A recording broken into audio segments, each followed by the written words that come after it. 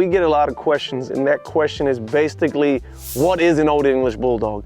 And then you get what makes up an Old English Bulldog, or what breeds are in an Old English Bulldog and stuff, you know. That.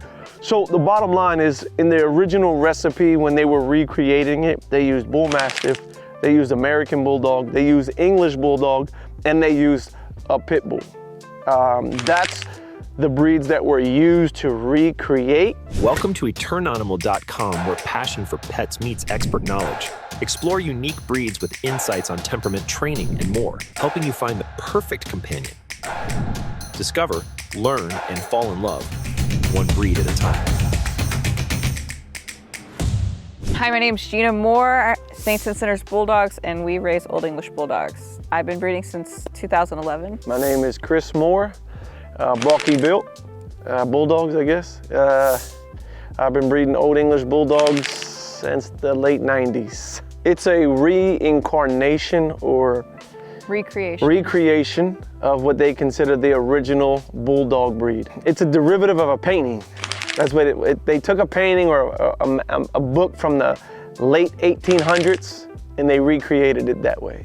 A lot of people tell you differently, but from the information that I've read, that is the best explanation of why and how it was recreated. A lot of people say they used Bulldogs for bull baiting, and you know, but people don't understand what bull baiting is. Bull baiting isn't what we think it is. You know, he's not running the streets, you know, going after a bull. No, it was the dog. I mean, the bull was tied to a stake in the ground. That's what it was. Imagine you fighting somebody, but your hands tied in front of you. Like, I mean, granted, it's still a 1,200 pound to 1,500 pound animal, and that still is a 45 to 65 pound animal. Don't get me wrong, there's a huge gap there, but it was a test of courage. Yeah, for That's sure. basically what it was. It was to see if the dog had some cojones, or was he gonna run into his doghouse. They didn't want dogs back then.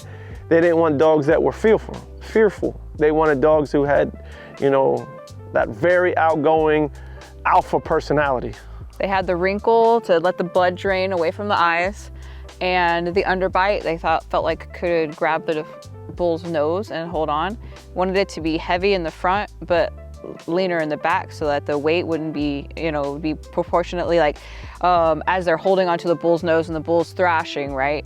You want the center of gravity to be closer to the bull than further away, and the dog had to be short back too. So the other reason that they're bowed out is because they're they designed to hunch, pull back, grab and pull back, not thrash.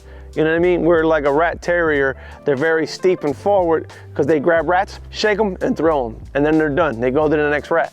Where a bulldog or a Dachshund, they go in. A Dachshund is built like that so it can do this with the dirt, push the dirt back so it can get closer to the badger. Same thing with a bulldog. It was designed to be wide so it could like hunch. There's no other word to use but hunch. Most bulldogs are what they call a head and chest breed.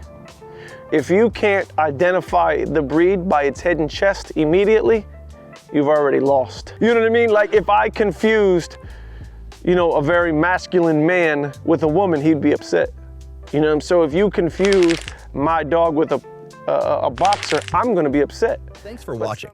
Don't forget to subscribe and visit us at www.eternanimal.com.